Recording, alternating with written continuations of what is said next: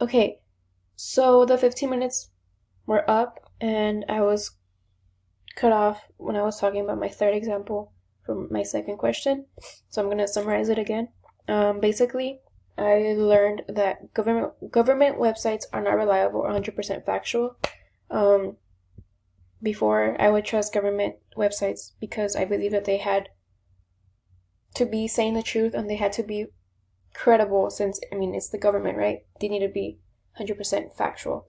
But I sadly learned, or sadly came to the realization that government websites will provide information they want the public to know, or they want us to know. Yeah, they want the public to know about. For example, this example won't come from my essay, since my topic doesn't have any government related websites.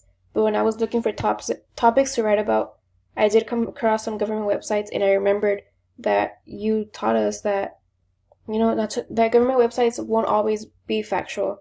And an example that comes to mind in this present day is that the president that we have now, Trump, he will have his websites say information or provide information to the public he wants out there. Like he wants out to the public, like he wants us to like be able to see, because um it's a way for him to stay true to who he represents, and for him to like keep his audience and his quote unquote followers happy.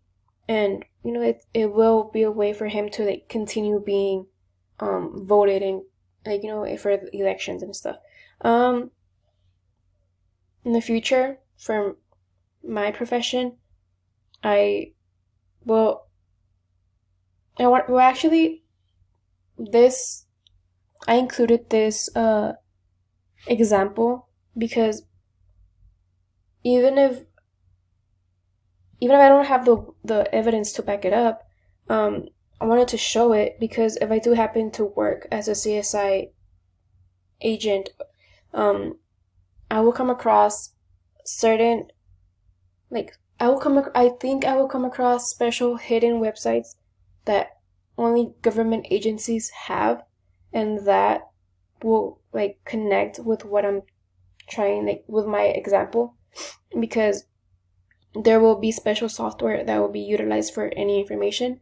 And just like a CSI agent, they'll government facilities will only have special software they can use, and that will be something the government provides. At least I think it will. And I think it will, not I think, but like I know that the government will, like, whenever I have to research something for it as a CSI agent, I will have to like look for special websites, not just like derive myself from government websites, if that makes sense. Okay, moving on to question 3. My first example was to be specific and direct. Okay, I am noting that my voice is getting a little deeper, so I'm trying to be more not direct, but like be more loud.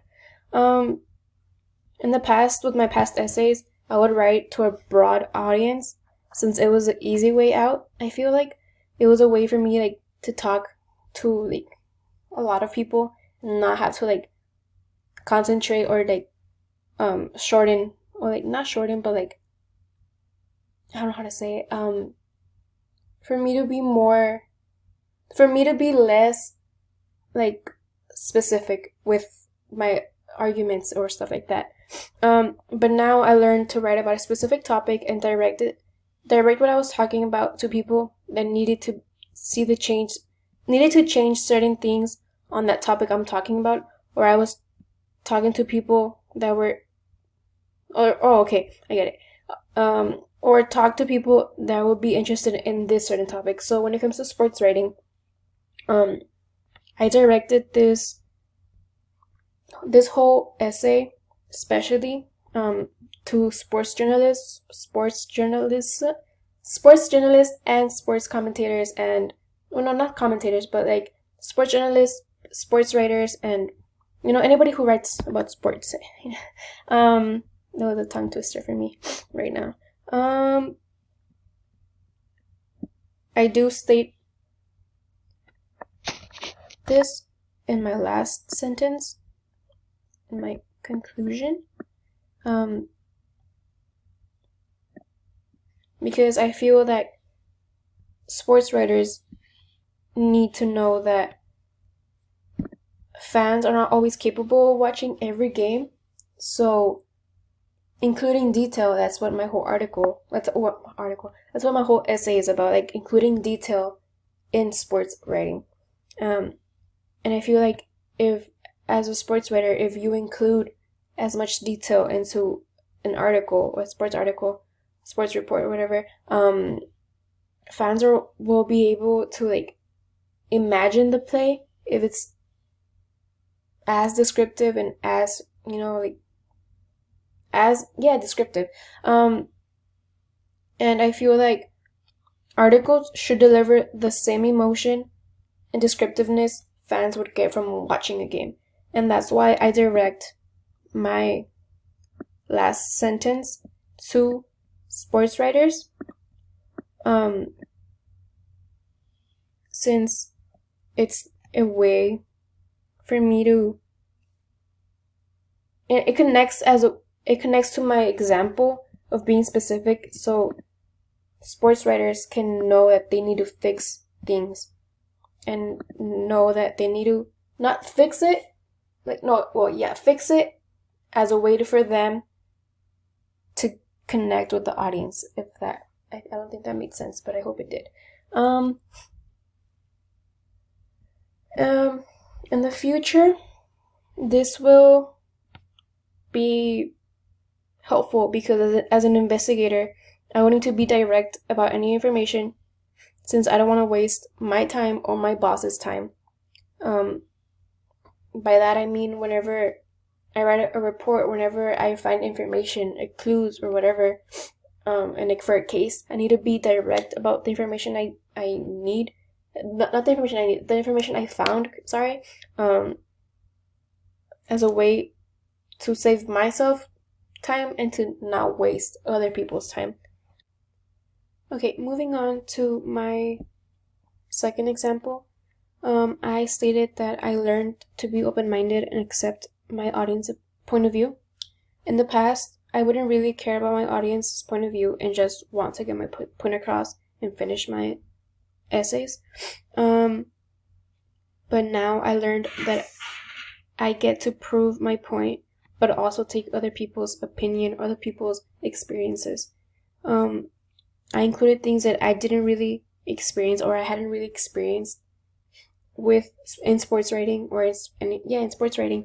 And I included an article that stated that as a sports writer, you have to become familiar with precise details of the sport, because even the smallest error in a covering or describing a particular sport may enrage diehard sports fanatics.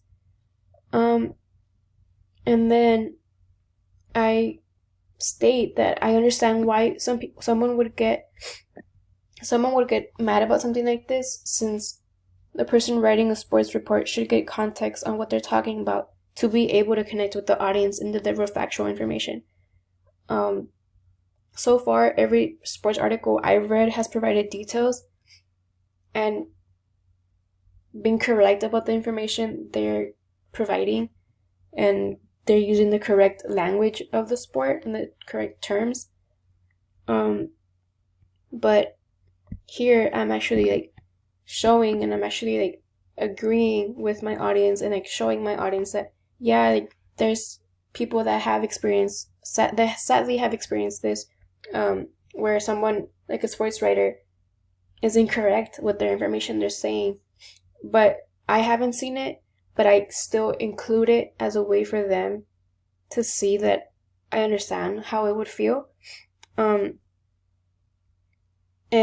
in the future, this will help me, because it will help me it will help me include other people's information which will help expand the amount of clues or information in the case. Like for criminal justice, not criminal justice, for a CSI agent, they need to have as much clues needed when a case starts. So including other people's point of view will help set like a storyline. And as you start investigating, as you start going more into a case, I'll eventually like start cutting off like certain ideas or certain information that doesn't quite connect with what like the victims or witnesses said, but it will help set like a ground base, if that makes sense. Okay. My last example for question number 3, I stated that I learned to be confident in what I'm talking about. In the past, I had never really done a podcast before, because I hate public speaking. Since it literally makes me feel overwhelmed and nervous. And now with the help of your class, Bonnie, it allowed me to be assertive of the topic I was talking about and sound like I knew what I was actually like talking about. An example is when I was recording my podcast, I was super nervous at first, but once I actually got the hang of it, I actually got into the topic that I am kind of like I'm passionate about, I let go of those nerves and I was confident in what I was talking about, and I was asserting dominance, as one of my classmates said. So here in the beginning, I start off really nervous. Dalia, how are you? I'm doing very good. How are you? I'm doing well. Thank you for asking. So what is your experience with sports? So there I was kind of like saying, that's my habit of whenever I'm nervous, I stay quiet, or I just like, my voice cracks, so, and then when I got into the topic, I actually couldn't stop talking. Like, I just went on. Like, watching a game, I'm learning about the sport, and I'll further my knowledge of the sport by the terms that NFL officials use or terms that the commentators use. But obviously, you can't learn everything from just simply watching a game. So, and yeah, that's my example of like being confident in what I'm talking about. At first, I started off really nervous, and I was literally like, I was shaking when I was on the FaceTime with my friend. I was shaking, and she was like, calm down. Like at first it was going to be kind of like nerve-wracking for you, but once you like get the hang of it, once you get into the groove of talking about what you're passionate about, what you're actually like, what you actually know and have like background information on, you'll do good. And that's something that helped me.